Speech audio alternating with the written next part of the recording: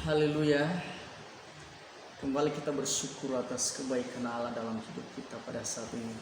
Kita percaya dimanapun kita berada, kita harus membawa nama Tuhan di dalam hidup ini. Memberikan satu tema tentang garam dan terang dunia. Di dalam Matius pasal 5 ayatnya yang ke-13 dan ke-14 firman Tuhan katakan, kamu adalah garam dunia. Jika garam itu menjadi tawar, dengan apakah ia diasingkan? Tidak ada lagi gunanya selain dibuang dan diinjak orang. 14. Kamu adalah terang dunia.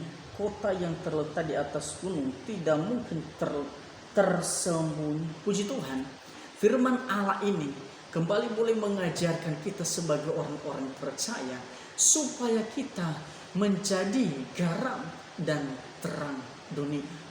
Pertanyaannya, kenapa kita diumpamakan? Kenapa kita digambarkan seperti garam?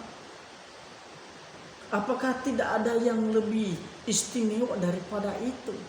Apa sih yang istimewa daripada garam? Apa sih yang begitu indah daripada garam? Saya rasa enggak terlalu indah, enggak terlalu istimewa.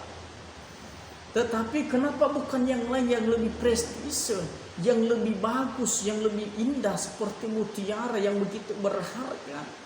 Kenapa sih diumpamakan kita seperti garam? Yesus punya satu tujuan, yaitu karena garam itu dapat dilarutkan. Seharusnya hidup kita orang percaya dapat dilarutkan di dalam hadirat Tuhan. Dan yang kedua, bahwa kenapa Yesus menggambarkan kita garam? Karena garam itu tidak pernah menonjolkan diri, tetapi memberikan rasa. Nah, kita tahu bersama bahwa garam itu berguna, berfungsi bagi hidup kita. Setiap apa yang kita makan, apa masakan, tanpa garam pasti tahu. Tapi pertanyaannya seperti ini. Bagaimana kalau garam itu kehilangan manfaat? Bagaimana kalau garam itu kehilangan fungsi? Nah, satu-satunya yang sangat berbahaya bagi garam ialah bukan ketika kehilangan keindahan, bukan juga ketika kehilangan kemewahannya, tetapi yang berbahaya bagi garam ketika kehilangan manfaat, kehilangan fungsinya. Kalau garam kehilangan manfaatnya, Alkitab berkata tinggal diinjak orang, tidak berfungsi lagi, tidak bermanfaat, berarti tinggal diinjak orang. Nah, kalau kita digambarkan seperti garam tadi, tapi kalau hidup kita sudah menjadi tawar, maka garam berubah jadi pasir yang hanya tinggal diinjak orang. Pasir itu tinggal diinjak orang. Jadi kalau orang Kristen kehilangan manfaatnya, itu pertanda bahwa kita menjadi orang Kristen yang gagal. Kenapa saya katakan orang Kristen yang gagal? Karena kegagalan orang Kristen bukan pada saat bukan pada saat ia tidak diberkati, bukan juga ketika dia diberkati baru dikatakan berhasil, bukan. Tetapi kegagalan orang-orang Kristen yang sesungguhnya karena mereka tidak menjadi berkat bagi orang lain. Kita tahu bersama tadi bahwa garam itu memberikan satu makna, memberikan rasa.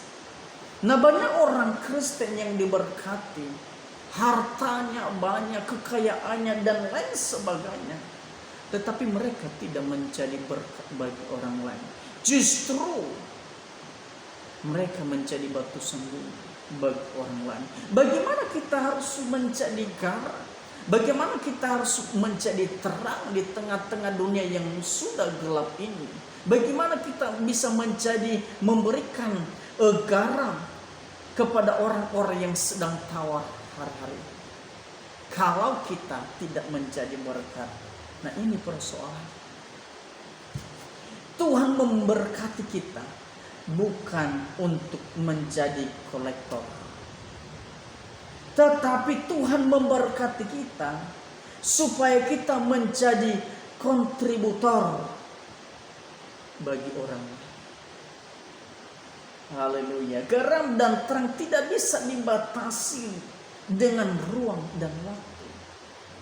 Garam dan terang bukanlah suatu prestasi, tetapi garam dan terang itulah identitas kita yang sesungguhnya. Jadi kenapa Yesus menggambarkan kita garam? Karena garam dan terang itu sebenarnya itulah identitas kita, orang-orang percaya. Haleluya. Nah, kenapa hal ini menunjukkan sebuah identitas? Karena pada waktu Yesus mengeluarkan pengajaran, dia menunjukkan bahwa kamu adalah. Ini berarti satu pemberian Tuhan. Ini berarti satu pemberian Tuhan ketika dia berkata bahwa kamu adalah, ini satu statement. Yesus berkata bahwa ia menunjukkan bahwa kamu adalah, you are someone. Kamu adalah apa? Garam dan terang. Identitas kita jelas bahwa kita adalah garam dan terang. Kalau kita bandingkan, kata Paulus, dia menggambarkan kita ini bahwa kita adalah surat pujian yang dapat dibaca oleh setiap orang. Hidup kita ini transparan sesungguhnya, sehingga orang lain bisa membaca hidup kita bahwa kita mempunyai garam dan terang di dalam hidup. Nah, garam dalam bahasa aslinya dia memakai kata halas. Nah, halas ini mempunyai dua pengertian. Yang pertama, menjadi pengaruh. Jadi kita diciptakan oleh Tuhan. Kita dibentuk dan kita ada di bumi ini. Itu bukan orang-orang biasa. Tetapi kita menjadi orang-orang yang berpengaruh bagi orang lain. Orang-orang yang membawa dampak. Orang-orang yang menjadi berkat bagi orang lain. Bukan menjadi batu sandungan. Sekali lagi saya katakan bahwa Allah menciptakan kita menjadi orang-orang yang berpengaruh. Haleluya. Jadi ini pertanda bahwa kita bukan orang-orang biasa, tetapi orang-orang yang membawa pengaruh bagi dunia ini. Paling tidak engkau bisa membawa pengaruh bagi keluargamu, bagi komunitasmu, bahkan bagi lingkunganmu dimanapun engkau berada. Baru engkau membawa dampak bagi bangsa ini, bagi dunia ini. Nah, kita harus menjadi membawa dampak bagi lingkungan di mana kita berada. Membawa dampak dalam pergaulan kita. Apakah pergaulan kita baik atau tidak? Jangan sampai firman Allah katakan di dalam 1 Korintus pasal 15 ayat 3. Jangan sesat. Pergaulan yang buruk merusak kebiasaan yang baik. Jangan sampai pergaulan kita pergaulan yang buruk. Kalau pergaulan yang buruk yang kita bangun, itu juga pertanda bahwa kita tidak bisa menjadi dampak bagi orang lain. Yang selanjutnya, membawa dampak dalam komunitas kita. Apakah engkau di dalam kantormu, di dalam pekerjaanmu, di dalam pendidikanmu, dalam persekutuanmu, apakah engkau sudah membawa dampak yang baik bagi mereka? Atau seperti apa? Selanjutnya, membawa dampak dalam pelayananmu dan dalam pendidikanmu. Apakah kehadiran kita menjadi inspirasi bagi mereka? Apakah kehadiran kita menjadi motivasi bagi mereka? Apakah kehadiran kita membawa satu keuntungan bagi mereka? Atau juga sebaliknya? Haleluya. Tunjukkanlah bahwa identitas kita adalah garam dan terang dunia. Tunjukkanlah bahwa engkau anak Tuhan yang dapat membawa pengaruh bagi mereka. Memberikan rasa bagi orang-orang yang tahu. membawa damai bagi orang lain, menerangi atau menunjukkan jalan bagi mereka yang sedang tersesat, yang masih berada di dalam kegelapan. Tunjukkan bahwa kita anak Tuhan bukan berarti menonjolkan diri, bukan. Tetapi maksud saya di sini tunjukkan bahwa kita punya garam dan terang. Ketika mereka ada di dalam kesesatan, ketika mereka ada di dalam kegelapan, ketika mereka ada di dalam keputusasaan melalui hidup kita, mereka boleh kembali lagi bangkit dari keterpurukan mereka. Haleluya. Kalau kita sudah menjadi garam, maka kita bisa membawa mereka kepada Tuhan. Yang kedua tentang pengertian yang kedua tentang halas. Yang kedua, kebijaksanaan. Jadi kita dibentuk oleh Tuhan menjadi orang-orang yang bijak, bukan menjadi orang-orang bebal, bukan juga menjadi orang-orang yang bodoh. Tetapi Tuhan menciptakan kita, merancang hidup kita supaya kita menjadi orang-orang yang berhikmat, menjadi orang-orang yang bijaksana di bumi ini. Berarti waktu Yesus katakan kamu adalah garam dan terang, ini menunjukkan bahwa kamu adalah orang-orang yang bijaksana. Nah, apa sih pengertian bijaksana itu? Yang pertama, bijaksana selalu menggunakan akal budinya atau pengalamannya atau pengetahuan. Yang kedua, pengertian kedua, bijaksana adalah arif atau tajam pikiran. Efesus katakan pasal 5 ayat 15, perhatikanlah dengan saksama bagaimana kamu hidup. Apakah kita hidup, apakah menjalani hidup ini dengan bijaksana, atau sebaliknya kita menjalani hidup ini dengan orang-orang yang bebal, orang-orang yang masa bodoh. Selanjutnya, pandai atau teliti serta hati-hati dalam mengambil keputusan atau tindakan. Tidak sembarangan kita mengambil satu keputusan, tidak sembarangan kita mengambil satu tindakan. Orang yang bijaksana, mereka bertanya kepada Tuhan. Orang yang bijaksana, mereka menyerahkan seluruh hidup mereka kepada Tuhan, baru mereka bertindak.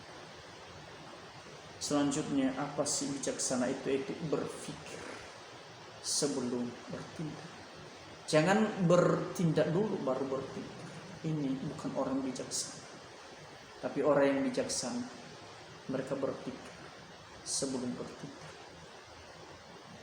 Nah, ini dikatakan baru namanya orang-orang yang bijaksana.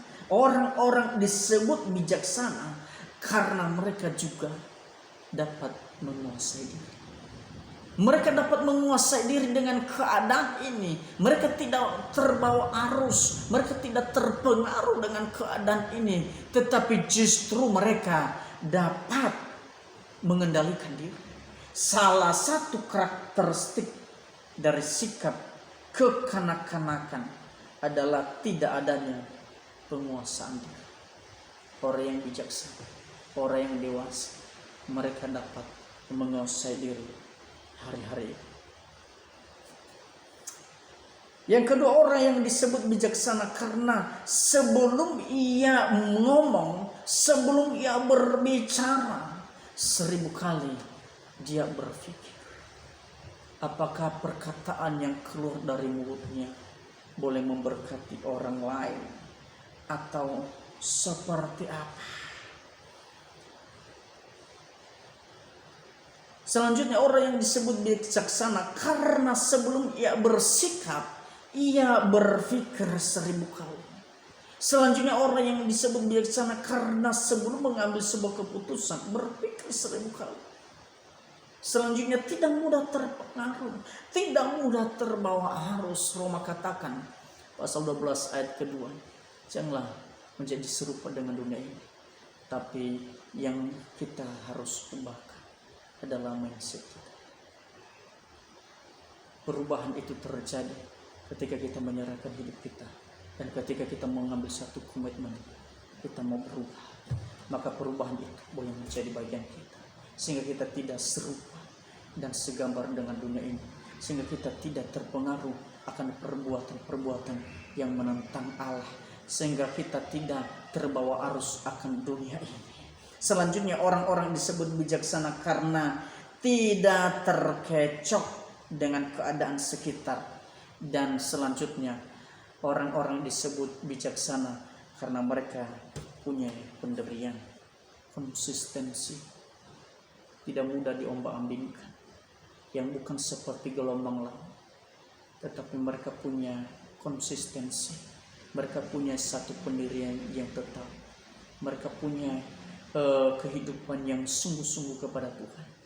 Dengan keadaan dan situasi yang terjadi ini, mereka tidak akan khawatir, mereka tidak akan takut, karena mereka tahu Allah itu lebih besar dari segalanya. Amin. Waktu Yesus katakan kamu adalah garam, ini pertanda bahwa kamu hidup tidak sembarangan. Sekali lagi saya katakan bahwa waktu Yesus katakan kamu adalah garam, ini pertanda bahwa kamu hidup tidak sembarangan. Kalau kita tahu identitas kita sesungguhnya, maka kita tidak hidup sembarangan tempat. Kita tidak hidup sembarangan tempat. Bicara tidak sembarangan. Kita tahu bersama. Di dalam Kolose 4 ayat ke-6 dia berkata bahwa di dalam Kolose pasal 4 ayatnya yang ke-6, hendaklah kata-katamu penuh dengan kasih, jangan hambar. Hendaklah kata-kata kita penuh dengan kasih. Jangan sampai kata-kata kita menjadi hambar, menjadi tawar. Jangan sampai kata-kata kita kata-kata yang tidak sopan, kata-kata yang tidak memberkati orang lain. Tetapi Alkitab berkata, hendaklah kata-kata kita senantiasa penuh dengan kasih. Kalau kita bandingkan di dalam Efesus pasal 4 ayat 29, dia berkata di sana, jangan ada perkataan kotor yang keluar dari mulut kita, tetapi pakailah perkataan yang baik, yang bisa membangun orang itu, yang bisa menjadi inspirasi bagi orang lain. Haleluya. Ada satu statement, katakan, kata-katamu adalah kualitas hidup. Kata-kata kita harus memang benar-benar kita filter. Ya. Jika kata-katamu tidak menjadi berkat, itu juga pertanda bahwa engkau sedang kehilangan kesaksian. Perkataan kita yang tidak bisa menjadi berkat, kita kehilangan kesaksian bagi mereka. Kata-katamu dapat menyembuhkan orang lain, juga bisa mematahkan semangat orang lain, juga bisa mematikan orang lain karena kata-katamu. Haleluya. Kalau kita tahu identitas kita sesungguhnya, maka kita tidak hidup sembarangan tempat tadi. Selanjutnya berkata bahwa berpikir tidak sembarangan. Filipi 4 ayat 8 berkata bahwa yang kita pikirkan yang mulia, yang manis, yang penuh kebijaksanaan, kebajikan, kemurahan, itu yang kita pikirkan sesungguhnya. Ada satu statement katakan, pikiranmu akan menentukan hidup.